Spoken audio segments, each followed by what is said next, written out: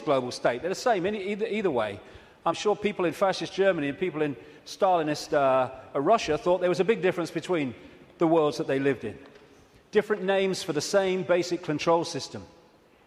But I would suggest that if we stay only at the level of the five senses, only at the level of the world we see banking scams, manipulated wars, Orwellian imposition, then we're not going to get truly what is going on. Because I say this, look at it. This world has been changing and is changing so rapidly in terms of all different aspects of this control system, the way they manipulate education, manipulate wars, put in the people they want as presidents, give us all this shite through food and drink, control the media, manufacture the global warming scam, big pharma, and 9/11 and all that stuff. And it's coming in such a coordinated way. So if we are going to think that this situation that we're seeing unfold goes back to a few men and women in dark suits or whatever sitting round a table saying, what's our next move? We are clearly massively missing the point. And the vast majority of people who over the last few years have started investigating this, they will not go any further. They will not go any further because, A, their belief systems won't let them, often their religious belief system, but also they are fearing what other people will think about them if they go into some of these areas I'm going to go into now. What people make of it is up to them. My right to say it is up to me. So yes, it's not just people sitting around a table somewhere in the world discussing the next move. There's the level where we see this unfolding in the news and what have you. Then there's this other dimensional, non-human level to look at, as I will in this section. Then there's the level of the nature of reality, which I've introduced already. And then there's this whole stuff about the moon, which I'll get into in this section too. And the rabbit hole doesn't end there. It goes deeper and deeper and deeper. And the deeper you go into the rabbit hole, the more we understand what the game is, the more we can change the game. And it's all about the control and programming of perception. That's the only way the few, and it is a few compared with the global population, that the billions can be controlled. Manipulating how we interact with reality, keeping from us that we are consciousness, putting us in these bubbles of our sense of limitation and I can't, manipulating the way we decode reality, and therefore making us see the world as the control system wants us to see it. That's the basis of all of it going through the day, because that's the basis of all of it going through the whole conspiracy. So yes, of course, on one level, it does manifest as dark suits sitting around a table discussing the next move. But that's still the play-out world of this conspiracy. It's not its origin. It goes beyond them into the advisors in the shadows, the Mandelsons in this country. Peter Mandelson, if he's not manipulating, he gets withdrawal symptoms, that man. And into the Rahm Emanuels, ditto, in America, the controller, handler of Barack Obama. It goes into deeper levels, beyond them, deep in the hidden secret society network. And eventually, it goes out of this dimension. And that's where this whole thing is really coming from. Beyond the frequency range of visible light. And it involves non-human entities. Some of them people call the greys. The main ones, I would say, and have been saying for a long, long time, take a reptilian form. They operate outside. They can come into visible light. But in terms of the reptilian part of this, they can't stay here for that long. So people say, why don't they just come and take over? Because they can't. Or they would. They can come for so long, but their vibrational difference, incompatibility, means they have to leave. They can't stay for long, although there are technological ways they can stay for longer. And they operate outside visible light, and they manipulate this reality through bloodlines, interbreeding bloodlines, that I'll come to. And we call them the Illuminati families. So, we operate with invisible light, but outside of that, sharing the same space, is infinite other worlds and realities. And if a so-called UFO comes into this reality, because it's coming into visible light from where we cannot decode, it just seems to appear out of flipping nowhere. Because what it's done, it hasn't actually come in, it's just changed its vibrational state to resonate with invisible light, and it's like, it came out of nowhere. And then how often do you see it? Honestly, mate, there was this bloody UFO, and it disappeared just in front of my eyes. What are you on, mate? You on the pop or what? What it's done is increased its vibrational resonance to go beyond on visible light. Therefore, to the observer, it disappears. It hasn't disappeared at all. It's left visible light. And this range of frequency we call our world is being manipulated from vibrational frequencies beyond it. And Satanism is a network within visible light that interacts with these reptilian entities in various ways I'll get to before the end of the day. Places or areas of the heavens that come up, Orion comes up again and again in relation to these reptilians. And in terms of non-human visitations, so does the Pleiades, so does, in terms of the reptilians, this area of the heavens they call the Draco constellation, which appropriately, coming through the word derivations, brings us draconian. And of course, draconian laws are the Orwellian laws coming in. Very, very appropriate. Sirius is involved as well. So, won't be able to get into this today, and there's a lot more to know anyway, but so is what happened to Mars, is all involved in this story, how it became the devastated place it was, but it is, but wasn't before. And when I talk about these areas of the heavens, I'm not necessarily talking about those places with invisible light. Because just as we are multidimensional, so planets and stars, etc., are multidimensional. And just as a planet might be devastated within visible light, it's not necessarily devastated on other vibrational frequency levels of itself. Because the Earth, too, operates in visible light, but also multi-levels, like everything else. Another major part of this story is that when these reptilian entities started intervening, they manipulated human genetics through interbreeding, not necessarily physical interbreeding through technological methods, and also changing human form by changing the messages, the information, I'll come to this before we finish this section, that the DNA is picking up. And through that, you can change a form by changing the information the DNA is picking up. And it's no accident that humans have massive, fundamental reptilian genetics. This part of the brain, which scientists call the R complex or the reptilian brain, will be very, very important as we go through this second part of the day, because it's fundamental to how human behavior and human perception is manipulated to see the world as we currently see it. This interbreeding is talked about and recorded all across the world in the ancient accounts. Of course, I guess because it's the Bible, the best known is this section from Genesis.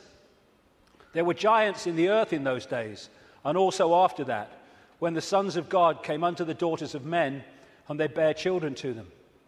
The same became mighty men, which were the old men of renown. But that's just the biblical version. Got a frog in my throat, the reptilian kind. All across the ancient world, you see similar stories and accounts of this interbreeding. Something else goes parallel with the reptilian story. Again, not just in the Bible with the Garden of Eden and all that stuff, which of course the serpent was dominant, but across the ancient accounts. And that is the connection between the reptilian intervention and what we call the fall of man. And again, this is universal. And these themes will come together again and again as we go through this next part. The ancient accounts, again, and we're talking that part of the Yuga cycle, which they call the Golden Age, talk about the fact that there was a time when humans were so unbelievably different to how we are today. They were connected to higher levels of consciousness. They were in this world, but they were certainly not of it. They were capable of incredible feats, and they lived what we would call impossible lengths of time in terms of age. And then there was a sudden change, the fall of man, as it was called. What I call this is the schism. There was an energetic schism at the level of the metaphysical universe, the waveform-based information construct, and that, as it was decoded through into this holographic reality, obviously mirrored in the holographic play-out world the schism in the information construct. And this is a portrayal of that, a symbolic portrayal of that. Anything that happens here gets decoded through to there, and this is where the schism happened. It was like a distortion in the information. Thanks, mate. Cheers. You put the gin in, right? It was a distortion in the base information construct, and I'll be coming to how that happened. There were many consequences for this, and one of them was there wasn't just a schism in the energetic level of the world itself. There was a schism was passed through into human personalities. We became distorted also from the magnificence and harmony that we were before. And we went from that to this. And we're now at the point where we're coming out of that. And there was also genetic manipulation to stop us accessing ranges of frequency that we did before. This is a major reason, not the only reason, but it is a major reason why scientists call 95% of human DNA junk DNA, because they don't know what it does. This is the reason, not the only reason, but a major reason why we only use a fraction of our brain's capacity. This is why billions of cells in that bridge, the corpus callosum, don't seem to be doing anything. They've been switched off. We've been put into a state that disconnects us and therefore makes us controllable, makes us farmable. So you've got this reptilian group, and the ones involved appear to be relatively small in numbers, tiny compared with the global population, and this is why they're terrified of being exposed. That's a constant theme, all the way through it, wherever you look. And they've imprisoned humanity, or sought to, in this tiny frequency range of perception called visible light. Another key aspect to this is that they created hybrid bloodlines specifically to be the middle men and women. They became known in the ancient world as the demigods, the people, the children of the gods, part human, part god, as these serpent gods were perceived. And they were to be, like I say, the middlemen and women operating in visible light for the outside visible light control system. And it's appropriate that the caduceus and the symbol of the medical profession is the DNA, in effect, portrayed as two snakes. Because to these reptilian geneticists who were far ahead of where we are in the public arena in terms of genetics and understanding, the DNA is a software program. And so they manipulate it for their own means. And this is crucial to understand the world that we live in. One seriously important aspect to this DNA, this hybrid DNA I'm talking about, is that it has eliminated what we call empathy. The ability to decode the emotion of empathy. Empathy is the fail-safe mechanism of all behavior. If I can empathize with the consequences for others of my actions, that limits and balances my actions. If I have no empathy because I cannot empathize, then there are no limits. There is nothing that won't do. 3,000 dead on 9/11, who cares? Who cares? That's what we're dealing with. And this is vital to get across. If we look at this information on the basis of thinking, I wouldn't do that, so they wouldn't do it, then we're going to miss the plot completely. Because that's not like that. No, you wouldn't do it. they would and have no emotional comeback whatsoever. The reason for the interbreeding, the hybrid, is vibrational compatibility. These hybrids have a greater infusion of reptilian DNA than the general population, although we have a lot. And therefore, the resonance is sympathetic to the resonance of these entities operating just outside visible light. And through this resonant connection, like two radio stations talking to each other, the possessing entity outside of visible light can control the thoughts, actions, perceptions of the intermediary, the demigod. And of course, the theme of possession is as old as history, right up to the present day. We look at these people. All these pictures are by Neil Haig, by the way. Anything that looks like this. Great friend of mine, great artist. And this image symbolizes the fact that he looks at him with invisible light and he sees George Bush, nothing else. What people don't see, because it's outside the frequency range of their decoding system, is there are entities around these people who are actually controlling these people's thoughts, actions, etc.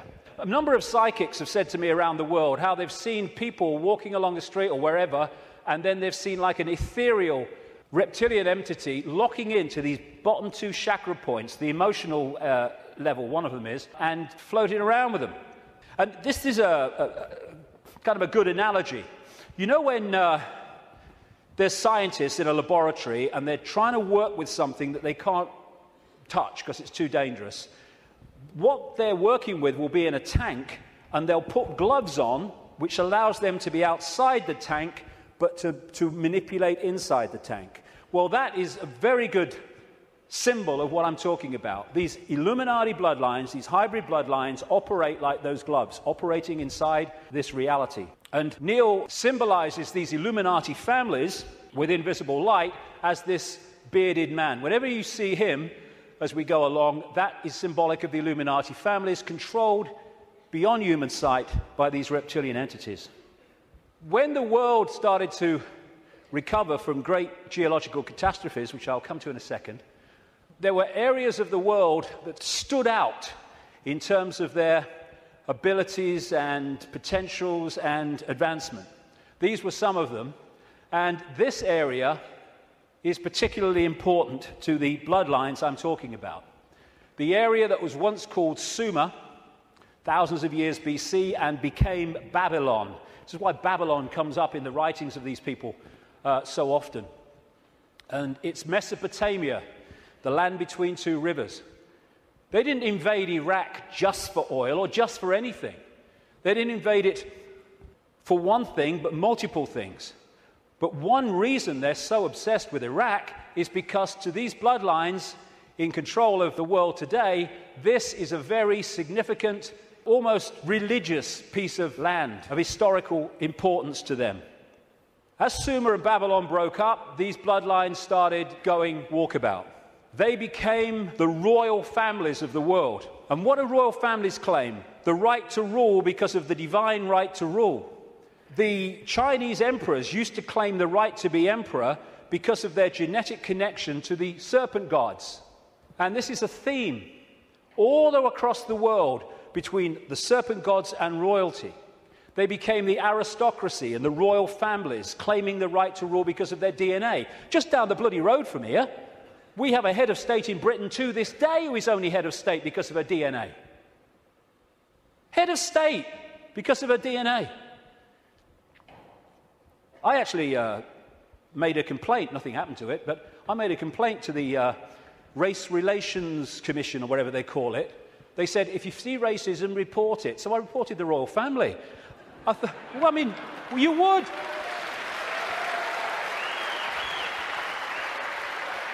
You would. Because they go, racism, we must stop racism. All these bloody politicians go, well, get down to Buckingham Palace then. You're saying you can only be head of state, not only if you're bloody white, effectively, but if you only come from the same bloody family.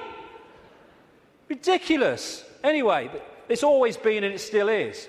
And so these aristocratic and royal families moved on. Eventually, when the people started to rebel against overt royal control dictatorship, these families, some of them stayed in the royal families overtly, and there's still some around, like ours. But these families moved into politics, into banking, into business, and became the dark suit, but they still perceived themselves as royalty, as special, because of this genetic connection to the serpent gods. And through the British Empire, the so-called Great British Empire, and the other European empires, as these bloodlines moved up into Europe from the Middle East, etc., they exported these bloodlines all over the world. And we saw them in power in what we call colonization. But there's two types of control. One has a finite life, one can go on forever until it's exposed. The one that has a finite life is a dictatorship that the people under dictatorship can see, touch, and taste. Communism, fascism, apartheid. People know where they stand, and eventually, therefore, they will rebel against it because they know what they're dealing with. The greatest form of control is a control you can't see. Prison without the bars. You can't see the bars because you'll just sit there. People do not rebel against not being free when they think they are. And that's the idea of replacing the colony control with another kind of control called freedom. So what happened is, as these colonies, like the United States as it became, etc., and all the others around the world, as they were given independence, what was left out in those countries were the bloodline, under different names, the secret society network that manipulates the bloodline agenda, and those countries have gone on being controlled ever since.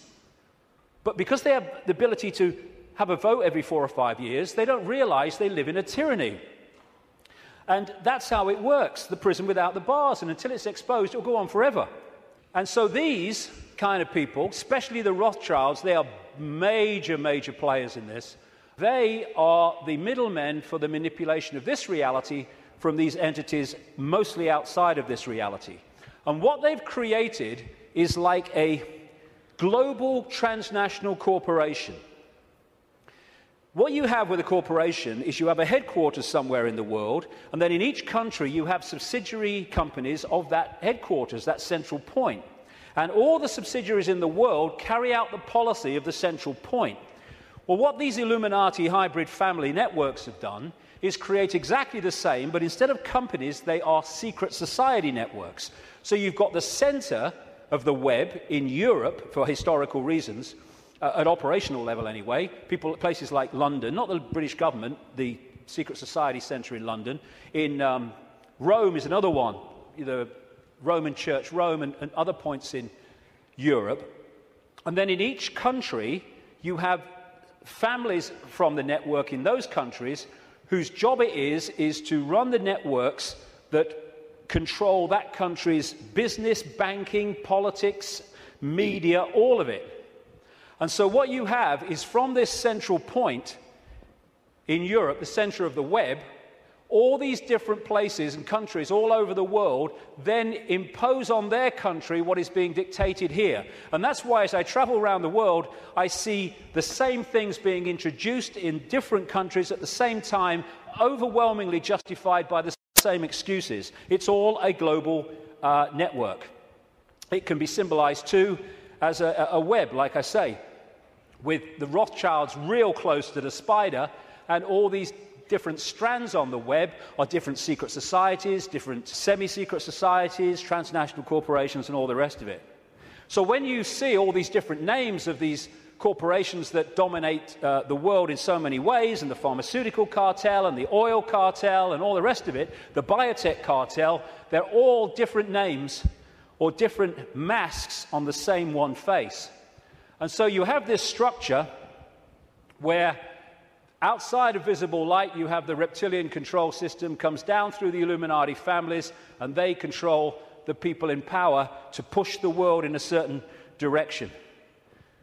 Another way of looking at it here. You see, all these different people, these fight among themselves and all the rest of it, though if it gets out of hand, they get sorted. So these sit on the top of all these different countries. They control these different areas of their societies, and the people are then played off against each other. These buggers don't go to war, they tell these buggers to go to war. And if we stop going to bloody war, game over. But we do. Ridiculous. That's part of becoming conscious.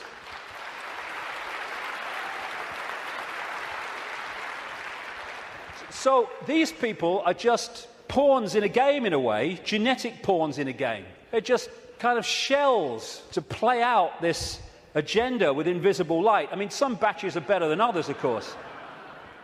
So if you look at the principle of the Trojan horse, the symbol of the Trojan horse, coming into a society and not seeming to be what it is, though taking it over, and you put that on the face, well, you've pretty much got symbolically what we're talking about here. People send me pictures from around the world and stuff that they find on the internet and elsewhere, which have a kind of reptilian feel about them. I'm not saying these are reptilian eyes, it could be a trick of the light, but I've used it because it gives an indication of the number of people that have told me this all around the world, from all walks of life, how they've seen people shift from a human to a reptilian state, and especially the eyes are the first to go. They describe how the pupils become reptilian.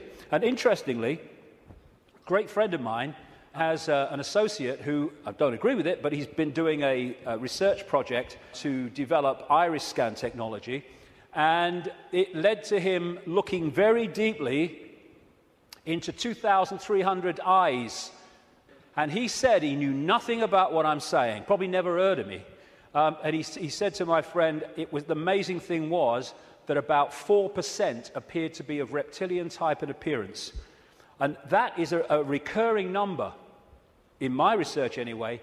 5% seem to be of this hybrid nature. So these people are reptilian hybrid human reptilians. And you look at the eyes, but behind the eyes are something else. I had an experience with this guy, Ted Heath. He was Prime Minister of Britain from 1970 to 74, took us into the European Union as it became. And it's a long story, I've told it before, but he looked at me in a dressing room in a television station, and as he looked at me, this is what his eyes did. His eyes went completely black, everything. And as I looked into his eyes, it must have been like that for, I don't know, maybe a minute, 2 minutes. And as I looked into his eyes, I said at the time, it was like looking into two black holes, because you couldn't make eye contact because there was no contact. And it was like, as I know now, looking through him into this other dimension where he was really controlled from. This man, Ted Heath, oh, my goodness me. My goodness me, the children that guy has tortured and killed. And I've been saying this since 1998 in print, and he was alive for many, many, many, many years after that. And nothing happened. Why? Because it's true. And so these people are like hiding behind human form. And hey, I rest my case. I rest my case.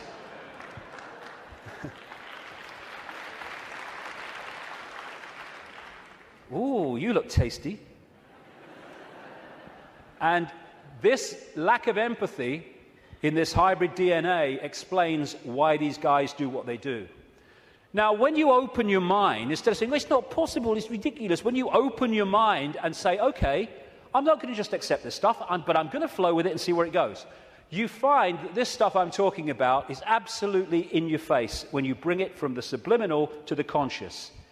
The oldest form of religious worship in the world has been taken back 70,000 years to an area of the Kalahari Desert in South Africa, and it is worship of the serpent or worship of the snake. This man, Reverend John Bathurst Dean, wrote a book, very, very good book, 1933, called Worship of the Serpent, in which he studied serpent worship around the world. This was his conclusion. It appears then that no nations were so geographically remote or so religiously discordant, but that one and only one superstitious characteristic was common to all, that the most civilized and the most barbarous bowed down with the same devotion to the same engrossing deity, and that this deity either was or was represented by the same sacred serpent. It appears also that in most, if not all, the civilized countries where this serpent was worshipped, some fable or tradition which involved its history, directly or indirectly, alluded to the fall of man in paradise, in which the serpent was concerned. What follows then, but that the most ancient account respecting the cause and nature of this seduction must be the one from which all the rest are derived, which represent the victorious serpent, victorious over man in a state of innocence and subduing his soul in a state of sin, as he would call it as a reverend, into the most abject veneration and adoration of himself. Like I say, wherever you go, it comes up. You find obvious representations of the serpent gods. These were found in graves of the Ubaid people that preceded Sumer in what we now call Iraq. These were the Nagas, the shape-shifting reptilian people of Asia. The Druids used to worship a serpent god called Hu. If you play that word through, Hu man becomes serpent man, appropriately. The Egyptians used to worship serpent gods and represent their pharaohs as a result of that in this way. You had the cobra coming from the headdress there. You had the cobra head gear itself representing the snake. You had the belly of the cobra. The cobra is a constant common symbol of this serpent race. In Central America, you had Quetzalcoatl, the feathered serpent god, and the Mayan version of it was Kukulkan in places like Chichen Itza. Of course, right across Asia, Japan, China, etc., the very most dominant symbol of that part of the world is the dragon, which comes from this worship of the serpent gods. Folklore is full of serpent stories and what have you. When I first met Credo Mutwa, a long time ago now, he contacted me when I was going around South Africa, this Zulu shaman, the official historian of the Zulu nation, because he'd read in a book called The Biggest Secret that I'd introduced this reptilian stuff for the first time. And he said, Mr. David, how do you know? How do you know about the Chitahuri? And I didn't know about the Chitahuri. Tell me. And he told me the story of African history where the Chitahuri, which translates as children of the serpent or children of the python, had taken over the world in the very same way that other parts of the ancient world described it. This is a painting that he did of one type of this Chitahuri from ancient and modern accounts. And he showed me this called the Necklace of the Mysteries. It says a necklace, it's very, very heavy, copper, and it goes on your shoulders. How he keeps it on his shoulders, I'll never know, it's so heavy. And he uses it as the historian of the Zulu nation, the symbols hanging from it, to tell the story of Africa and the world in general. And pride of place on the front is a non-human entity with a willy in come and get me mode and a human woman. And I said to him, what's all that about? And he said, this is symbolic of the interbreeding of the Chitahuri and humans to create these hybrid bloodlines, these children of the serpent. And then I asked him, oh, by the way, that's copper now, but in the original, and this Necklace of the Mysteries, by the way, is mentioned in accounts 500 years old, and Credo reckons it's about 1,000 years old, and it has a flying saucer on it, very clearly, a flying saucer hanging from it, which the storytelling says that's how the Chitahuri came here. Anyway, this is copper now, but it used to be gold. Someone stole it, and they couldn't afford to put gold back, and that takes us to North Africa and Egypt, and the base story of the Egyptian myths, and that's the golden penis of Osiris, which all relates into this golden bloodline, this special bloodline. And when I said to Credo, why is it not reptilian, he said, because the Chitahuri, and this is a theme I've found all over the place, the Chitahuri said, you must not portray us as we really are. Some people did, most people didn't. They had to do it symbolically. So they made it absolutely, obviously not human, but not reptilian for fear of the consequences. And when I was writing the new book, Human Race, Get Off Your Knees, I came across a work in progress, I think it's finished now, by a man called Pierre Sabac. And he was producing a book called The Murder of Reality.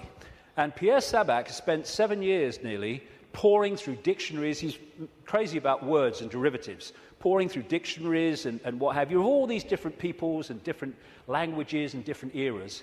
And he put together the fact that the language, the very language, if you follow the derivatives back from the language we use now and their origins, where the words came from, tell the story of this reptilian serpent god race taking over humanity, and also how they used to symbolize this race for reasons I've just said, not as they really were, but as eagles, as hawks, as owls, as angels. If you take the word angel back to its origin in Sabac's research, you get a word meaning snake or serpent. And so we have the eagle on so many countries' flags and logos, including the United States most famously. You have the owls, invariably with the goddess of Babylon, Semiramis or Ishtar. You have the story of the angels, especially the theme of the fallen angels, representing this reptilian race and interbreeding with humanity. And you have Horus, the son of God of Egypt, the virgin-born son, represented as a hawk, again with the reptilian imagery. This seraphim, one of the hierarchy of angels in Christian and Hebrew Jewish belief, seraphim word means snake or serpent, if you take it back to its origin. You have the flying serpent disc, which is widely used in the ancient world. And another thing that they did was they symbolized the heavens as the upper ocean. We have the ocean that we have, obviously, and then you had the upper ocean, which was the heavens. And so they talked about the gods and the serpent gods coming in their heavenly boats through the upper ocean. And so you have a lot of marine symbolism, which doesn't relate to the sea, it relates to the upper ocean. And it's reading this. These bloodlines were known in the ancient world under different symbols and different codes, like children from heaven and earth, and children of the gods, children of the sky. And another big symbol of these gods, these serpent gods, were the watchers. They were called the watchers. This is widely found. And that's why there's an eye, as Credo Mutua confirmed, on that hand, on the necklace of the mysteries. That's the watchers, that's the serpent gods. And that's why we have the eye on top of the pyramid, the all-seeing eye on the dollar bill, and why that is a massive Illuminati symbol in the secret society network. They are the gods overseeing the pyramid of control. One way that they often symbolized these hybrid bloodlines in the ancient world was as part human, down to the bottom of the torso, and then the legs or the bottom part being a snake. You come across this a great deal when you research this stuff. This is all symbolic of this half-human, half-snake symbolism. Over and over and over again you see it. And the cobra, like I say, is very much a common symbol of these serpent gods, as is fighting the serpent gods and battles with them. Even the word Messiah comes from Messa, the Nile crocodile, which they use the oil from the Nile crocodile to anoint the pharaohs. And even today in the British coronation ceremony, they symbolize that as part of our own ceremony appropriately. In the Bible, the devil is symbolized or described in reptilian terms. The old serpent called the devil and Satan, who deceiveth the whole world. He was cast out into the earth, and his angels were cast out with him. Fallen angels, again, the recurring theme. All these folk tales about kissing frogs and turning into princes, and invariably you get reptilian themes, all part of the same story. And people send me images from all over the world as a result of the information I put out. It's amazing how many times you see this symbol of reptile and humans, or part human, part reptile. Or overseeing the gargoyles in the palaces and castles and churches of this elite are symbolic of that. And of course, over the last, 20 years or so, there's been a massive reptilian symbolism in children's stories and children's entertainment. And then recently, you saw this, it's a quick one, this 16th century painting in the National Portrait Gallery of Queen Elizabeth I, they thought she was holding flowers because that's what someone had painted over. But with wear, what's underneath is coming to light, and this is a representation of it. It was in one of the papers, again, holding the snake, very, very appropriate. And these aristocratic families, which became the hybrids, again, used reptilian, dragon, and all these other serpent images on their various coats of arms and what have you.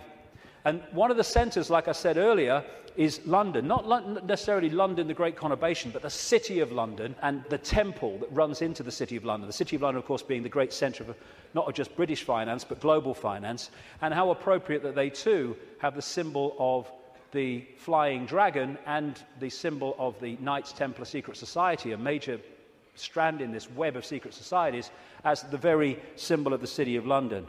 You pass these as you go into the city, of course. Another theme you find with images around the world is of serpents eating humans. And not nice, it isn't, of course, but they do eat humans. When these reptilians come into visible light, they use humans as their food, like humans use animals, cattle, sheep. And then you'll see the recurring theme all over the world. This is in Central America, the Mayan area. This is a painting by Credo Mutwa from South African myths of the serpent gods, the Chitauri, eating humans. And this is Alfa Romeo. What's it doing there? What's it bloody doing there? Same thing. And in the garden of one of the palaces, or whatever you call them, mansions of Silvio Berlusconi in Italy, the leader and one of the world's most corrupt men, is, again, the same image. And outside of visible light, they feed off human energy, human emotion, especially, only low vibrational emotion, because that's all they can really access. And so they have to keep humans in a state of mental and emotional suppression so that we keep feeding out this energy, which they then absorb. And that will become relevant in the next section when I get into why pedophilia is so widespread among this elite. Because energy changes with the emotions we give out. When we give out love, it's a certain wavelength. When we give out hate, it's a very different wavelength. And the friend of mine in Japan has become very well known for taking water, name's Mr. Emoto, taking water, putting it in a container, and then he'll put words of love or hate or whatever on the side of it, because when you write a word, that word may seem in the decoded realm as a word you can see and read, but in the vibrational realm, it represents a vibration. If you could see the vibration of writing the word hate to writing the word love, it would be dramatic. In fact, you're looking at it. Because what happens is, after he's put the word on the side of the water, he then freezes the water really, really fast. I've seen his laboratory where he does it. And then he photographs the crystals. This is the crystal from a water that had love and appreciation written on it. This is the crystal that had hate written on the side of the water. And he's done whole books about this stuff with all these pictures in it. And this is the energy that these entities absorb when they're outside of visible light, which is most of the time. And therefore, they have to keep us in a state that keeps producing that. All this vampire stuff, because they drink human blood with invisible light because it carries the human genetic code and allows them to hold their vibrational compatibility with this reality for longer before they have to get the hell out of it. That's why they drink so much blood. And then there's this thing about shape-shifting, where, I've had a lot of, laughter and ridicule. So what's bloody new about this? And people say, well, you can't go from a solid body to a solid body and back again. And I'm saying, do you know? I agree with you. Of course you can't. But that's not what's happening, because there is no solid body. It's all happening as a decoding system. There is no solidity. So what shape-shifting is you have a situation like this, and the front dominating from our perception of observation energy field is the human one. So we look at George Bush or somebody, and we see a human. But sometimes, especially at times of high emotion, this shift can happen where the reptilian field comes forward. And as it does so, becomes the dominant one, often briefly, the observer now starts decoding that. And then it shifts back, and you start decoding this. And to the observer, decoding that shift, creating the holographic reality in their head, which is where everything happens, to their observation, someone's gone from a human to a reptilian, and then back to human again. It's not, of course, shifting solidity. She's a hologram like we're all holograms, and they can shift. This is where shape-shifting happens, what we call physical shape-shifting, illusory, in our heads. So the road to tyranny began when these reptilians arrived. Before that, like I say, the world was very different. The golden age, the time when humans were just extraordinary before the suppression. And then came this energetic schism, this distortion in the information construct, which got played out into the holographic world as, on one level, as massive geological events, with volcanoes and storms and what have you, and of course symbolized by Noah and the great flood, though there have been many of these, not just one. And Noah is simply a biblical version of much, much older stories that tell exactly the same story of how the earth turned over, how there was a massive flood, tidal waves, what we would call today tsunamis, how there were great geological catastrophes and upheavals, and basically the world was, certainly the society that went before, was destroyed. It was a blank sheet of paper. And in this distortion, humans lost the power of the connection they had to higher levels of awareness. And this happened. We went from being part of the field, knowingly so, and to being taken over and suppressed by this reptilian race.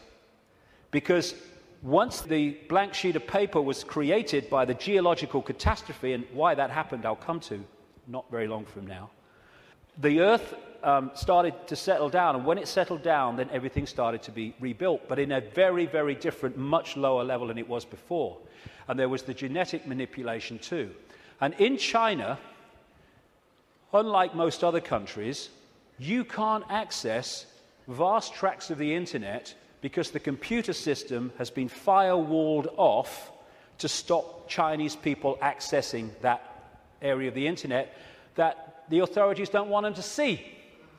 What happened as a part of this intervention, I kind of mentioned it a little earlier, is that human genetics were manipulated to do exactly the same to us, to firewall off us from the level of reality that we could access before.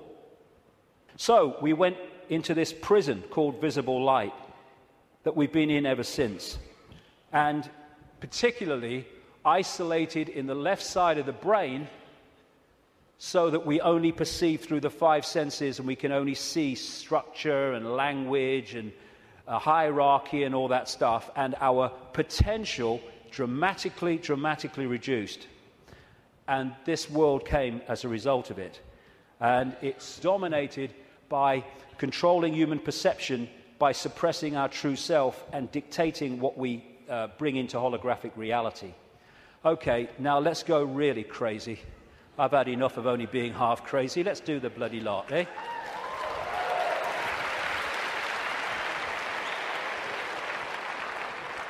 What I want to say before I go into this is this. One of the most profound ways that people are controlled is to limit their sense of possibility. Your sense of possibility becomes your sense of what is possible. Now, that's an obvious thing, and it's a truism, but often we miss what's in front of our eyes.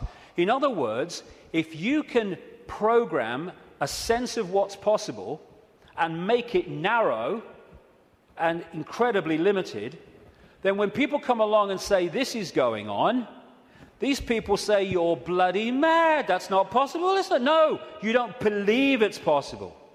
Talking to some of the insiders that I have over the years, and talking to other people who've done the same, there is a feeling among some of them that these entities technologically, and I keep emphasizing, there's not that many of them compared with humans, and so therefore they have to keep out of sight, and that's one of the reasons, the major reason they want to cull the global population, because it's out of hand from their point of view. Well, stick around, it's going to be out of hand a bit more very soon. But they reckon, some of them, that this technology that these people are working with, these entities are working with, is like 10,000 years ahead of where we are. But that's a bit of a misnomer, because there's a line, like a Rubicon, of awareness of how reality works. And when you're this side of it, you are in a state of tremendous limitation. But once you cross it, and by realizing the nature of reality that I've been talking about today, suddenly you can move very fast in terms of your ability and your potential and all the rest of it. But while we're here, they reckon they're about 10,000 years ahead. So we're dealing not with what we can do, but with what very advanced technological entities will do. Not spiritually advanced, intellectually, technologically advanced. What happened was that I was writing this latest book, and I sat down one morning, I've had one or two thoughts about this before, but they've come and gone. But I sat down one morning at the computer to start writing, and it was like, I've had this so many times in my life in the last 20 years. It was like an energy field descends upon me, and suddenly I just knew the moon was not what it seems to be. It wasn't the heavenly body, the natural phenomenon that we believe that it is. And from that moment, information started to come to me in the five-sense world, pointing to exactly that. Again, we come back to that line 20 years ago. Knowledge will be put into his mind, and at other times he will be led to knowledge. This combination has been constantly repeating, and it gets more and more powerful. First, I get an insight out of nowhere. The moon's not real. Where's that come from?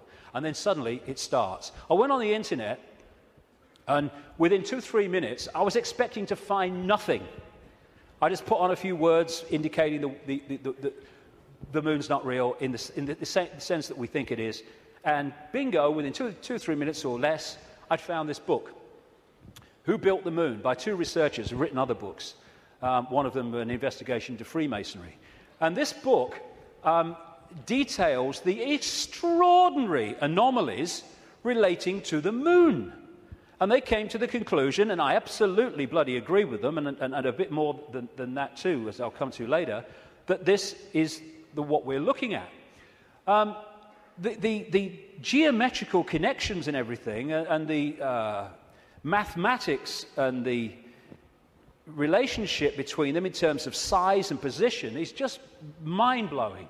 And what I'm suggesting, and I'm not alone over the years at this level of it, though I think I might be alone at the next bit, that I'll come to in a second or a few minutes.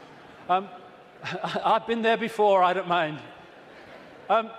Is that the moon is actually a hollowed-out planetoid by a very, very advanced race, and it was brought here to take the Earth over. And what they do, this seems to be a modus operandi. They bring these moons in, and as they bring them in, they fundamentally affect the Earth. I mean, the Earth is at the spin it is and is at the angle it is because of the moon. Massively so anyway, because of the moon. So when they come in, bingo, things change, and the society that was there before ain't there anymore. And then gradually they take them over in ways that I'll come to. So when the moon came in, and again, it's so important to come back from the holographic world to the base construct. We see a solid moon, yes, in the play-out world. But back here, it is an energetic construct in the metaphysical universe. And as it came in, and other things that happened, which I talk about in the book, it created this distortion in the information construct of the waveform information base of this universe. And as it did so, it was played out here in all this catastrophe and stuff that I talked about and the ancients talk about. It was played out as this great geological catastrophe and the great flood and all the rest of it. And what is a common theme that they talk about, the ancients, in relation to this? The earth turned over. And you think, how the freaking hell can the earth turn over? Well, what happened? What happened when the moon came in, the earth turned over? It's at an angle that it is today because of the moon. And so the distortion brought an end to the world that was there before, and we basically went back to rubbing sticks together because of what happened. And that distortion was played out in the human mind, the human perception, the human psyche, and we completely changed our perception of the world and who we are, where we are. So in Who Built the Moon, like I say, I do recommend it, the way it looks at the anomalies and everything, and the connections between these three bodies. And these mathematical, geometrical connections only apply to these three bodies in the solar system. They don't play out against the other planets, just these three. And the moon is so perfectly positioned that because of where it is, when we have an eclipse, it is the same size as the sun. That's why we have the eclipse. And the authors of Who Built the Moon say this: the moon is bigger than it should be, apparently older than it should be, and much lighter in mass than it should be. It occupies an unlikely orbit and is so extraordinary that all existing explanations for its presence are fraught with difficulties, and none of them could be considered remotely watertight. When you go on and you say, where'd the moon come from, you get this story. And like so much in what we call science, that people take it as fact, it's actually a theory which repeated becomes fact. But then you go back and you find that it's a theory. And the first one is the moon was created by what's known as the whack theory, or the big whack theory. And that is that a Mars-type planet came in, smacked the Earth, great chunk came off, and became the moon. When the physics of that didn't work out, they came up with the double whack theory, where the Mars-type planet hit the Earth, bit comes off or whatever, and then the Mars-type planet thinks, well, I'll give him one with the right, I'll give you one with the left, comes back and whacks it again, the old 1-2. Talk about bloody desperate. And the truth is, and honest scientists will tell you, they have no bloody clue where the moon come from, and it shouldn't, by physics, be there. This guy, Isaac Asimov, a Russian professor of biochemistry, did a lot of writing on this sort of stuff, and he said this, quite rightly: we cannot help but come to the conclusion that the moon by rights ought not to be there. The fact that it is one of those strokes of luck almost too good to accept. Small planets such as Earth with weak gravitational fields might well lack satellites. In general, then, when a planet does have satellites, those satellites are much smaller than the planet itself. Therefore, even if the Earth has a satellite, there would be every reason to suspect that at best it would be a tiny world, perhaps 30 miles in diameter. But that is not so. Earth not only has a satellite, but it is a giant satellite, 2,160 miles in diameter. How is it then that that tiny Earth has one? Amazing. Some scientists don't even talk about a planet-satellite relationship, but a planet-planet relationship. The moon's bigger than Pluto. The best explanation for the moon is observational error. The moon doesn't exist, that scientist said. Another one from NASA: it seems easier to explain the non-existence of the moon than its existence. And then we get the hollow moon. This is what I'm saying, and others have said, is that it's a hollowed-out planetoid. In November 1969, the moon was hit by a lunar module to the equivalent of 1 ton of TNT. The shock waves built up, and NASA scientists said the moon rang like a bell. Maurice Ewing, a co-director of the seismic experiment, told the news conference, "As for the meaning of it, I'd rather not make an interpretation right now, but it is as though someone had struck a bell, say in the belfry of a church, a single blow, and found that the reverberation from it continued for 30 minutes. It got a bigger smack eventually, which I'll come to. Frank Press from the Massachusetts Institute of Technology, MIT, said that for a rather small impact to produce an effect that lasted for 30 minutes was quite beyond the range of our experience. This is a guy called Gordon MacDonald. He said in the early 1960s, it would seem that the moon is more like a hollow than a homogeneous sphere. And this guy from MIT said the lunar orbiter experiments had vastly improved knowledge of the moon's gravitational field and indicated the frightening possibility that the moon might be hollow. Now we'll come to this bigger whack. A launch vehicle struck the moon with the equivalent of 11 tons of TNT, and NASA scientists said the moon reacted like a gong and continued to vibrate for 3 hours and 20 minutes to a depth of up to 25 miles. Ken Johnson, a supervisor of the Data and Photo Control Department during the Apollo missions, told Who Built the Moon author Alan Butler that the moon not only rang like a bell, but the whole moon wobbled in such a precise way that it was almost as though it had gigantic hydraulic damper struts inside it. These two Russian scientists from the Soviet Academy of Scientists wrote an article in 1970 in Sputnik magazine in Russia headed, "Is the Moon the Creation of an Alien Intelligence?" And all these years later, it indicates to the fact that they were right. What they point out, and others point out, is the outer surface of the moon is extremely hard and contains minerals like titanium. Moon rocks have been found to contain processed metals, including brass and mica, and the elements uranium-236 and neptunium-237 that have never been found to occur naturally. Uranium-236 is a long-lived radioactive nuclear waste and is found in spent nuclear fuel and reprocessed uranium. Neptunium-237 is a radioactive metallic element and a byproduct of nuclear reactors and the production of plutonium. Some lunar rocks have been found to contain 10 times more titanium than titanium-rich rocks on Earth. Titanium is used in supersonic jets, deep-diving submarines, and spacecraft. Dr. Harold Urey, the winner of the Nobel Prize for Chemistry, said he was terribly puzzled by the rocks from the moon, and in particular their titanium content. He said the samples were mind-blowers and that he could not account for the titanium. The two Russian scientists said in their article, if a material had to be devised to protect a giant artificial satellite from the unfavorable effects of temperature from the cosmic radiation and meteorite bombardment, the experts would probably have hit upon precisely these refractory metals. Refractory metals are incredibly resistant to heat and wear.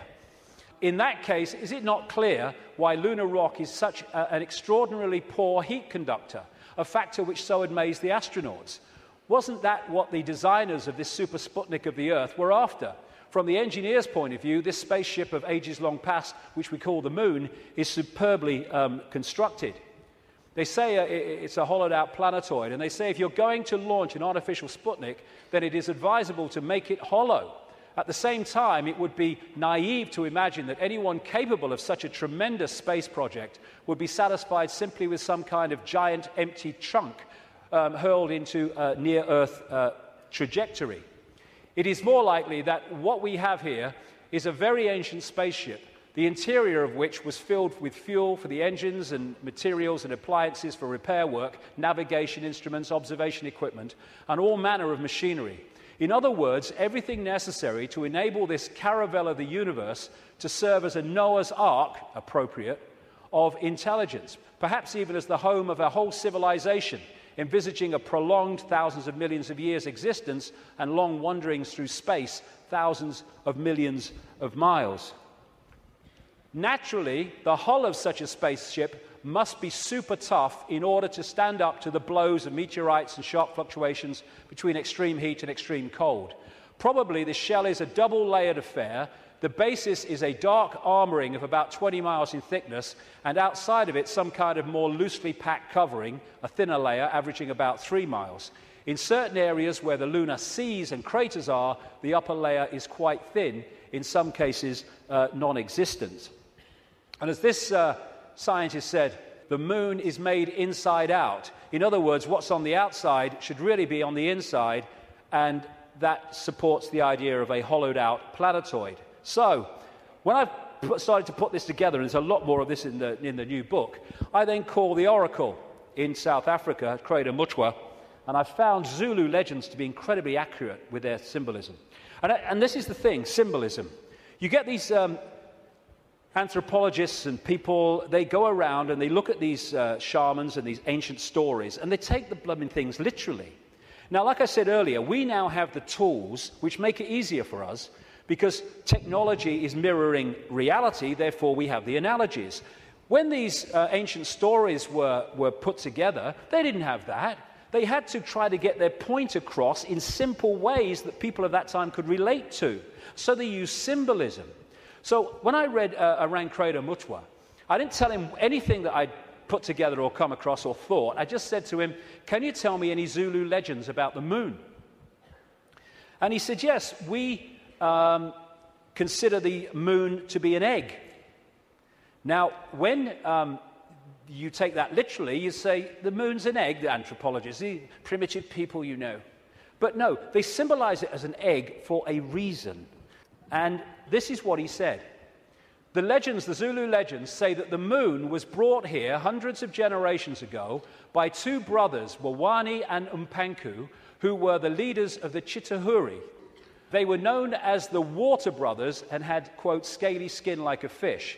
Now, this story relates almost exactly to the stories found on ancient clay tablets in what is now Iraq, Sumerian accounts of the Anunnaki, a non-human race, I would say reptilian race, that came to the earth in the same way that other parts of the world, in the ancient world, talk about.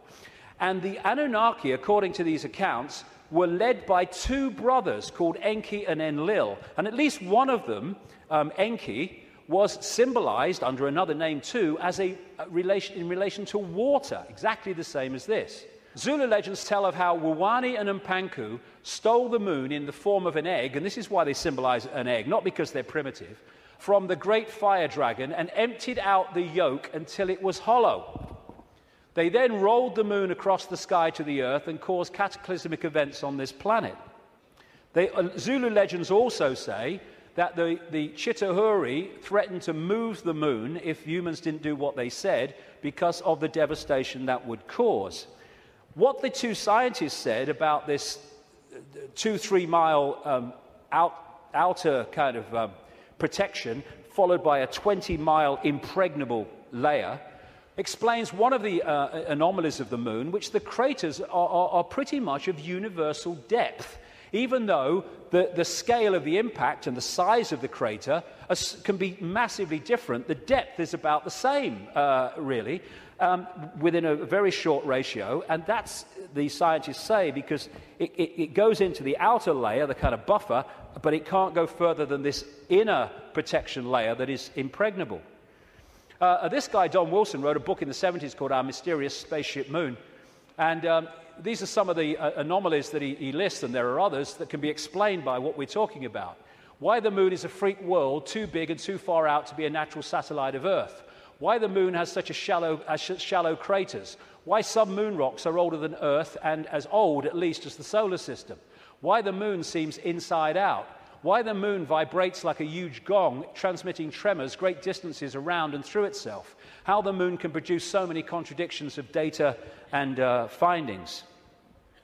And I think it was in 2001, there was a series of people who spoke at the National Press Club in Washington who were insiders of government projects and space projects, etc., who came out to give evidence on things that they saw and were covered up and have never come to light. And one of them was this man, Sergeant Carl Wolf. He was a precision electronics photographic equipment engineer based at the Langley Air Force Base in Virginia. That's the CIA Air Force Base. One of the planes in 9/11 flew out of that and never got there, weren't meant to.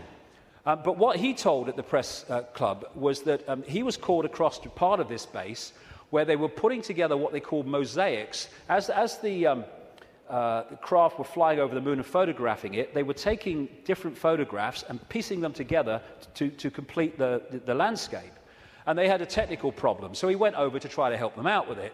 And then a guy there who was working with his mosaics showed him something of interest. And this is what he said at that presentation in Washington. Then he pulled out one of these mosaics and showed this base, which had geometrical shapes that were towers. They were spherical buildings, they were tall towers and things that looked somewhat like radar dishes, but they were large structures. If I compare it to what I have seen now, because I do have photographs that have artifacts in them that are similar to what I saw, they're massive. And this is a thing, you think about the moon, massive. This is a thing that comes up. The structures and technology and, if you like, spaceships that these people work with, some of them are absolutely enormous, beyond our comprehension, because they've crossed that Rubicon of understanding how reality works and therefore what possibility is. Some of these structures are half a mile in size. They're huge structures. Some of the buildings seem to have very reflective surfaces on them. A couple of structures that I saw reminded me of cooling towers at power generating plants. They had that sort of shape. Some of them were just very, very straight and tall with a flat top. Some of them were round. Some of them looked like Quonset huts and with a dome, a kind of like a greenhouse. The particular shot that I saw, there were several clustered together over the landscape, a fairly large landscape. And other people at that press club presentation talked about how NASA systematically smudged out or removed any non-natural artifacts that they showed on the surface of the moon. And this documentary called Moon Rising, you can watch it on YouTube, I think, looked at photographs taken by something called the Clementine mission in 1994, I think it was, which took 1.8 million photographs, digital photographs of the moon. And you see the way that some things on the landscape were just blocked out. I mean, what's behind this? There's loads of these things which they've blocked them out. And then there's this, which has been smudged out. If you take it from another angle, there it is. What the heck is that? One of the kind of astounding things in this documentary is that they said they took this picture to a photographic expert who's worked with NASA, and he estimated that this was 10 times the size of Los Angeles. Because you're dealing with phenomenal understanding of how to create this technology because of the understanding of reality. And whatever it is, it certainly doesn't seem to be natural. You've got all these other things kind of smudged out, and you can only see even the smudging in close-up. And what I came across when I was putting this together is the Death Star in Star Wars. Now, George Lucas, as I've been saying in my books for years, is a massive insider in a galaxy far, far away. I don't think so. I don't think so. This is much closer to home. And, of course, in the Star Wars movies, the Death Star it looks very much, of course, like the moon, and it was constructed to move in on planets and take them over in the same bloody way that I'm talking about in relation to the moon, and there's more to know too. In many ways, this is so symbolic of what we're looking at here, and that's no accident with George Lucas involved. And interestingly, this is Mimas, a genuine moon of Saturn, and there's the Death Star. I found that quite interesting when you put them together. Anyway, there was also talk, and more recently there's been further talk in the last few weeks, that one of the moons of Mars, Phobos, is a hollowed-out asteroid. This guy said a long time ago, in '63, chief of applied mathematics at NASA, that Phobos might be a colossal base orbiting Mars, and like I say, that's come back into the debate that it could be. And again, one of the Star Trek episodes was about a hollowed-out planetoid that became, in effect, a spacecraft, a world, and inside it. And so much of this science fiction that puts this stuff in our face as fiction ain't fiction at all. They're getting it from fact. So, like I say, there's not just incredible synchronicity in mathematics and size and position between these three bodies, but as the authors of Who Built the Moon point out, there's great synchronicity between things like Stonehenge and other megalithic structures and these three bodies, particularly the moon. And one of the things they point out is that the measurement, which a guy called Alexander Thom came up with, an engineer who studied all these sites in Britain and Europe, like Stonehenge, called the megalithic yard, which is a kind of a certain length. And he said that all these major, especially Stonehenge and things like that, broke down into these megalithic yard mathematics. And what the authors of this book are saying is that the moon breaks down to the same mathematics, which is what they say. This all seemed very odd. The megalithic structures that were built across Western Europe were frequently used to observe the movements of the sun and the moon. But how could the unit of measure upon which these structures were based be so beautifully integer to the circumference of these bodies as well as the Earth? Well, maybe because those that built Stonehenge and these megalithic structures in the ancient world, some of which we'd struggle to build now, were also those controlling the moon. And okay, this could be controversial, but, you know, I've been known to be. I think that these structures were put there to suppress the Earth's energy grid for reasons I'll come to in a moment, because we are interacting with this energy field all the time. And how do you control all the fish at once? You control the sea they're swimming in. And the way to control humanity and suppress humanity is to suppress the energy field and the energy and information available in that field that we can access. And these fantastic structures were not done by humans alone, let's say that. Now, this is where I am probably alone for the moment. I don't think I will be forever, but there you go. When I was, I do this more in detail in the book, but I'm trying to connect dots here. What I came across when I was putting all this together, again, was something I've termed the moon matrix. The first section today is absolutely crucial to understanding how this can work. The moon matrix is a broadcast frequency coming from the moon, which has, in effect, hacked in to the human body computer and to the virtual reality universe in general, and has created a sub-reality within the wider virtual reality. Because, I keep saying it, but it's important, we see the moon as physical, but actually its base construct, like everything else in this reality, is waveform information.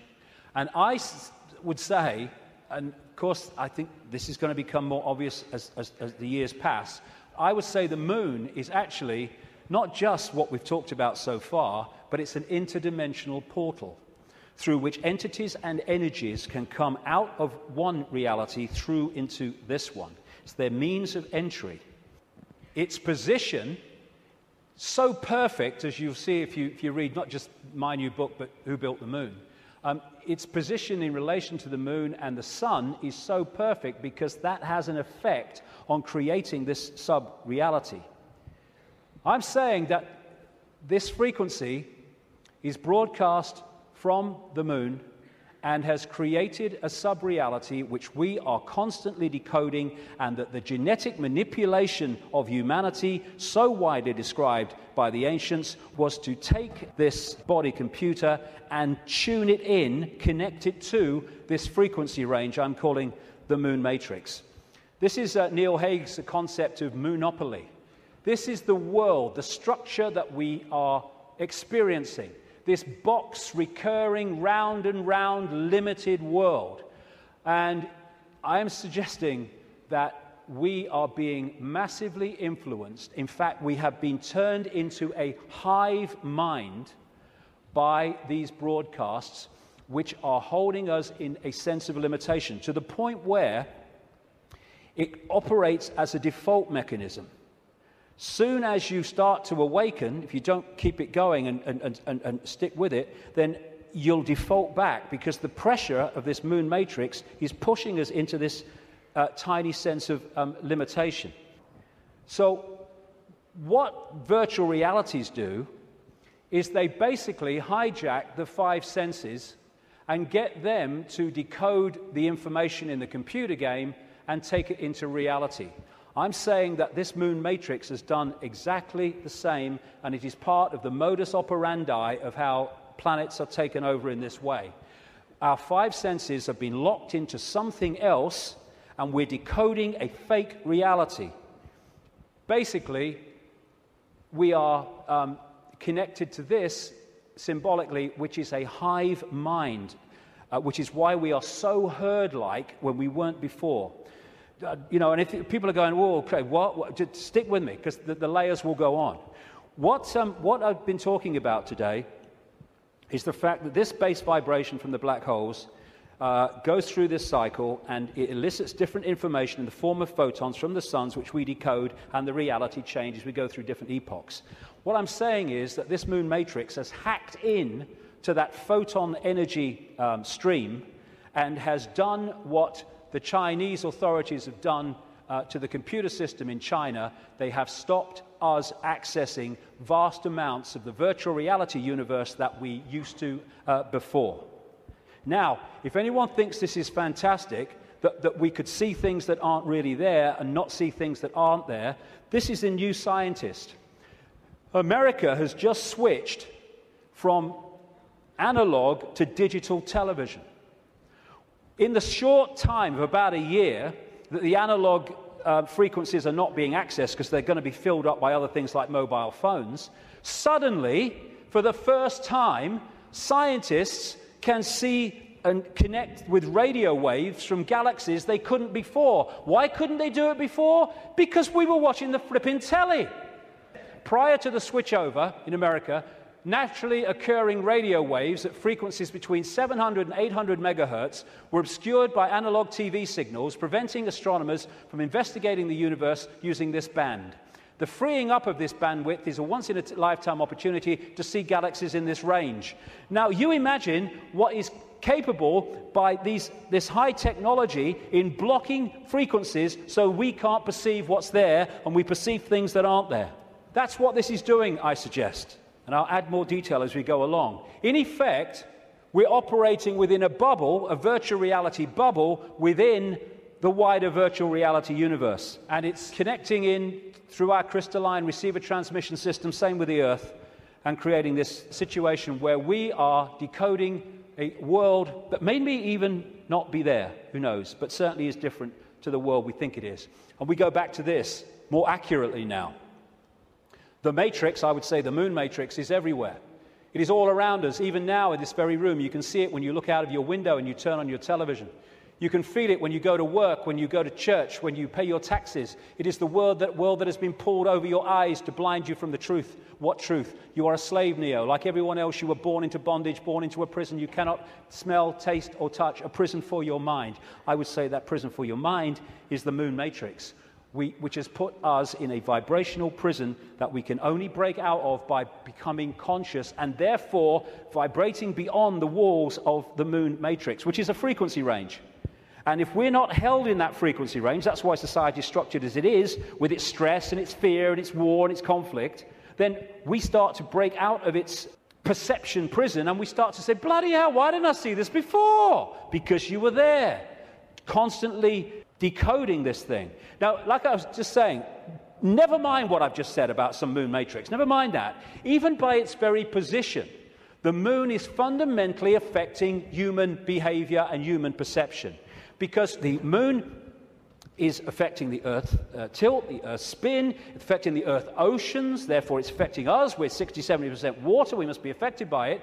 And also, and here we come back to the importance of the first section today, it's also fundamentally affecting the endocrine system, which connects us to the chakra system, which connects us to out there, part of which is the third eye.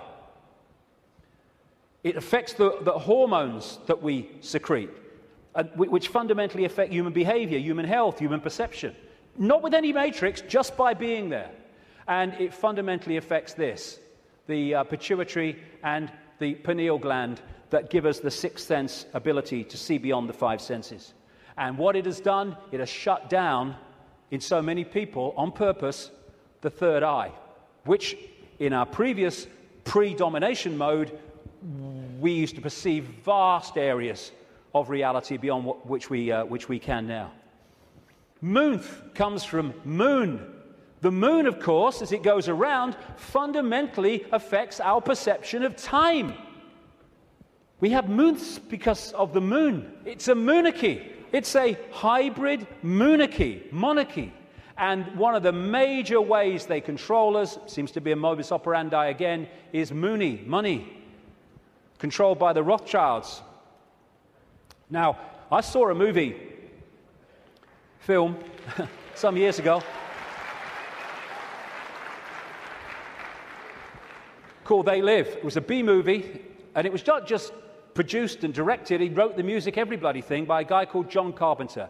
You follow John Carpenter's movie-making history, and you will see that he bloody knows a great deal. He'll say he doesn't, he bloody knows a great deal. He does movies and horrors and Satanism and all this stuff, and he did this movie called They Live, and I thought it was very symbolically accurate when I first saw it, but now it's unbelievably accurate.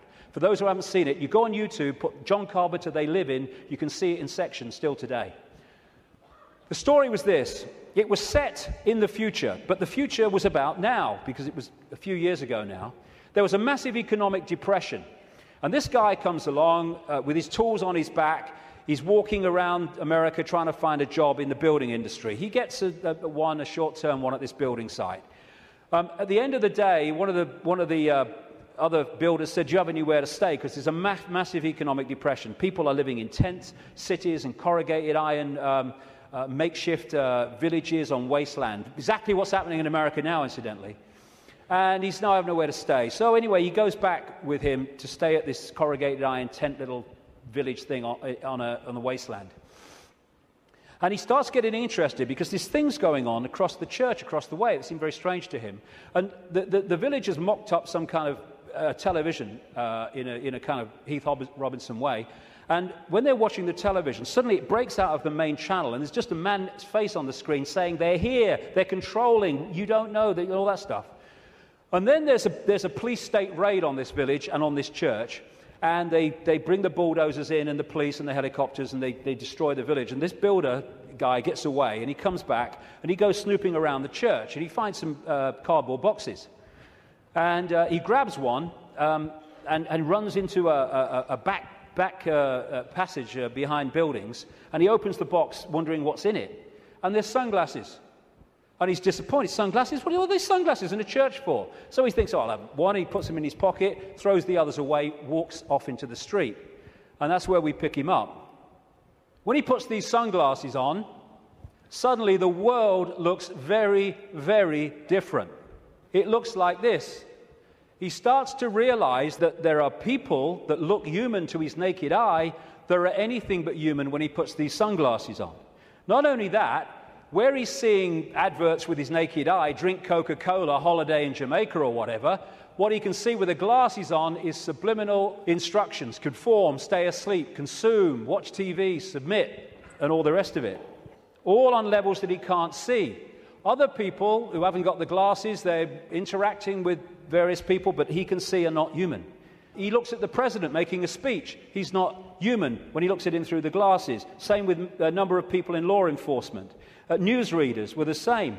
And where it goes is that at the end of the movie, they realize that the reason that people cannot see without the glasses, what he can see, is because there is a frequency being transmitted from the top of a television tower, which is preventing the population seeing what they would normally see if that frequency wasn't being broadcast.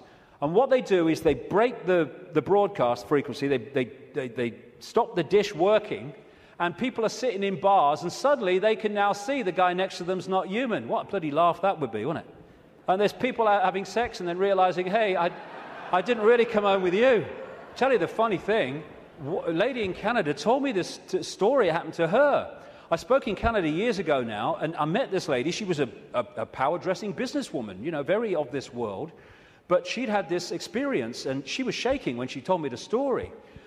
She said that she got this boyfriend who had a dark side, she said, that he knew about and he was trying to deal with. And they come home, and they go into the bedroom, and there was a shelf at top of her bed, and standing there was the book, The Biggest Secret, which, for the first time, I introduced this reptilian thing. He then goes crazy, she said, when he sees the book. And he got her to throw it away. Oh, what are you reading that rubbish for? And all that stuff. Mind you, he's not alone in that. And then they start having sex. And he's kind of on top of her. And she said, I had my hand on the bottom of his back. And suddenly he started getting very, very violent. And I started getting frightened. And she said, then my hand was pushed back. And she said, I looked over his shoulder. And my hand had been pushed back by a tail. He sprouted a tail. She said, I screamed, threw him off. And for a second or two in front of me, he was totally reptilian, and then morphed back to human and ran out of the house, never seen him again. But these bizarre stories that are bizarre to our reality, I've been told all over the world by people from all different walks of life, people in the Swiss banking system and all that stuff, all different kinds of people. So this frequency is that equivalent of that broadcast dish on the top of that TV tower, which was stopping those people in that movie seeing what they would normally see. Now, when we bring this down into the reptilian world, well, it gets interesting, because we live in a society that is an expression of the reptilian brain. This man, Carl Sagan, a cosmologist, very famous, he wrote a book called The Dragons of Eden, in which he was looking at the effect of reptilian genetics on human behavior. And he said, you cannot, in effect, understand human behavior without understanding the reptilian aspect of all this. And we come back to what I mentioned earlier. This part of the brain, known as the reptilian brain or the R complex to scientists, is so fundamental to human behavior, as I'll explain in a second. And I'm saying that this genetic manipulation that the ancients talk about all over the world by the serpent gods locked us in to the moon matrix through the reptilian brain because it connects into the hive mind of the reptilian species in the moon. And this, like I say, fundamentally expresses itself as the world that we live in. And I'll come to that more in a second. Now, in the 60s, around that time, there's a guy called Carlos Castaneda who wrote books based on the teachings of a Central American shaman source called Don Juan Matus. Some people say Don Juan didn't exist. Some people say he did. Whatever, the words that were put into his mouth are just absolutely extraordinarily accurate. And I read this quote coming up after I put this stuff together that I've been talking about. This is what Don Juan Matus said in these books. We have a predator that came from the depth of the cosmos and took over the rule of our lives. Human beings and are its prisoners. The predator is our lord and master. It has rendered us docile, helpless. If we want to protest, it suppresses our protest. If we want to act independently, it demands that we don't do so. Indeed, we are held prisoner. They took us over because we are food to them, and they squeeze us mercilessly because we are their sustenance. Just as we rear chickens in coops, the predators rear us in human coops, human eros. Therefore, their food is always available to them. Think for a moment and tell me how you would explain the contradictions between the intelligence of man the engineer and the stupidity of his systems of belief, or the stupidity of his contradictory behavior. Sorcerers believe that the predators have given us our systems of beliefs, our ideas of good and evil, our social mores. They are the ones who set up our dreams of success or failure. They have given us covetousness, greed, and cowardice. It is the predator who makes us complacent, routinary, and egomaniacal. In order to keep us obedient and meek and weak, the predators have engaged themselves in a stupendous maneuver. Stupendous, of course, from the point of view of a fighting strategist, a horrendous maneuver from the point of those who suffer it. They gave us their mind. The predator's mind is baroque, contradictory, morose, filled with the fear of being discovered any minute now.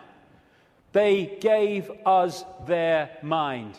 And that is how I suggest they've done it. We are connected if we operate within the hive reptilian brain mind. We are operating on a collective mind, which is pouring out this constant sense of anxiety, fear, worry, stress, because that keeps us within the confines of the frequency range of the moon matrix, i.e. attached to it, and it also elicits the emotional, low vibrational energy on which they feed. Behind all these pyramids of banking, medicine, religion, business, politics is the reptilian hive mind. It connects into all these control systems that run our society. And now let's look at the character traits of the reptilian brain. Is this our society or what? This is mainstream science, by the way. From the reptilian brain, we get primitive and emotional responses, cold-blooded behavior, lack of empathy, if not balanced out by other parts of the brain, and territoriality. This is mine. Get out. A desire to control, an obsession with hierarchical structures of power. Aggression, might is right, winner takes all. And it is dominating our sense of reality and our reaction and responses to events and other people. This is the word that sums up the reptilian brain: survival. It doesn't think, it hasn't got the ability to think, it reacts. That's why it can react so fast. There are good things about it. When you're driving along in your car and someone walks in front of you, what rams the anchors on immediately, without thinking, instantly, is the reptilian brain. But when that starts to impact on other parts of our behavior and our lives, then it becomes a very negative thing indeed. It is the reptilian brain and its fear of not surviving. It's always scanning the environment for threats, not just physical threats, but threats on other levels of our experience, which I'll explain in a second. And therefore, the targeting of the reptilian brain and the constant triggering of it is what gives us this constant fear, this constant stress, worry that goes on in all areas of our lives. Will I meet the rent at the end of the month? Oh my God, will I lose my job? Oh my God. And the more that we can be put in fear, here we go, the more we operate in the reptilian brain. That's why we're constantly given reasons to fear and to be anxious. Be afraid, be very afraid. The big bad monster's coming as soon as we've invented him. And when he's gone, we'll have another. Terrorism, global warming, swine flu, the economy, I don't look like her, I don't look like him, Constant reasons to fear.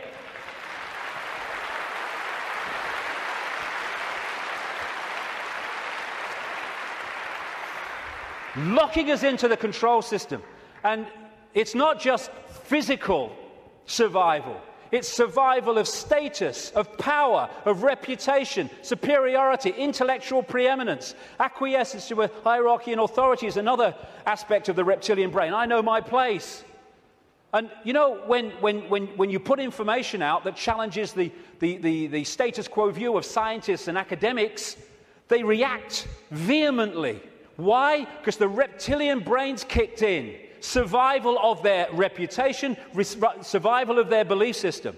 When you put out information that challenges people's religious beliefs, not you're saying you're wrong and all that stuff, you're just saying here's some information, which if it's true, that can't be right. They vehemently attack you. Why? Because the reptilian brain's kicked in, because the belief system is in danger of not surviving. Fear of money. Money is fundamentally reptilian brain. Two polarities of it. One, fear of not surviving, fear of not having enough to pay the rent, to eat.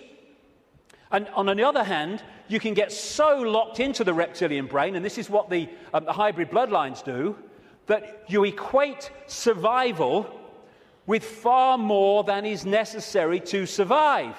So you get people, especially in these bloodline networks, who have got more money than they could spend in 100 lifetimes, but they get up with the sun every morning to go and earn bloody more. It's an obsession, it's an addiction, and it's connected to the reptilian brain, which fundamentally drives our perception of reality. Don Juan Matus again. I know that even now, though you never have suffered hunger, you have food anxiety, which is none other than the anxiety of the predator who fears that at any moment now its maneuver is going to be uncovered and food is going to be denied. Through the mind, which after all is their mind, the predators inject into the lives of human beings whatever is convenient for them, and they ensure, in this manner, a degree of security to act as a buffer against this fear. Sorcerers of ancient Mexico reasoned, here we go, that man must have been a complete being at one point, with stupendous insights, feats of awareness that are mythological legends nowadays. And then everything seems to disappear, and we now have a sedated man. What I'm saying is, what we have against us is not a simple predator. It is very smart and organized. It follows a methodical system to render us useless. Modus operandi, done it many times. Man, the magical being that he is destined to be, he's no longer magical. He is an average piece of meat. There are no more dreams for man, but the dreams of an animal who is being raised to be a piece of meat, trite, conventional, imbecilic. This is what becoming conscious brings us out of. Control of perception is the bottom line of this conspiracy. You know, I'm all for exposing 9/11s and banking scams and engineered wars, but this is the bottom line. And if we miss it, then we're going round in circles and we'll get nowhere. Interestingly, the Zulu legends say that before the moon came, they used to worship the sun as female. And then everything changed. This change from perceiving the sun as female to worshipping it as male made possible the creation of warlike kings that took what they wanted by force. Everything changed when the perception of the sun changed. And the perception of the sun changed when the moon matrix kicked in and changed our perception of everything. And in so many ways, this Avatar movie, I'm not saying Cameron symbolized it like this, I'm saying what it symbolized to me. The blue people, who were in total harmony with everything else, I'm saying to me, are symbolic of humans as we were before the predator came. And then the American troops with their high technology, let's kill people, we want these resources, so let's just go and get them and destroy everything to do so. They symbolize to me this reptilian intervention. And they even have, in the Avatar movie, of course, the concept of the possession of the blue people so that they could infiltrate their society while outwardly looking like they do and not being known to be who they are. These reptilians look down a different timeline to us because they're on a different wavelength. They're able to see further into what we call the future than we are. And therefore, if you access this network of secret societies, especially the inner circle, you can access the projected future of human society which this is planning.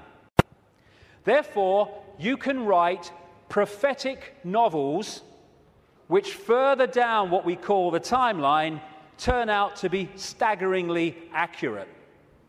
All you need to do is to access that projection. And you do it by accessing the secret society network. This, the Fabian Society in London, created in 1884, is one of those societies. The deeper inner core that have access to that timeline and that projected agenda. And this guy was one of them, a Fabian. And that's the Fabian logo, by the way. The wolf in sheep's clothing. Perfect. Perfect. It created, in effect, the Labour Party in Britain, and it influences massively the left, not only the left, but what we call the left centre of politics, not just in Britain, but in other countries. Australia too, for instance, very, very powerfully. When people have said to me in the past, you know, what's planned, I've said to them, well, you can read 2 books and see it, just put them together. George Orwell's 1984 and Aldous Huxley's Brave New World. This was published in 1948, this was in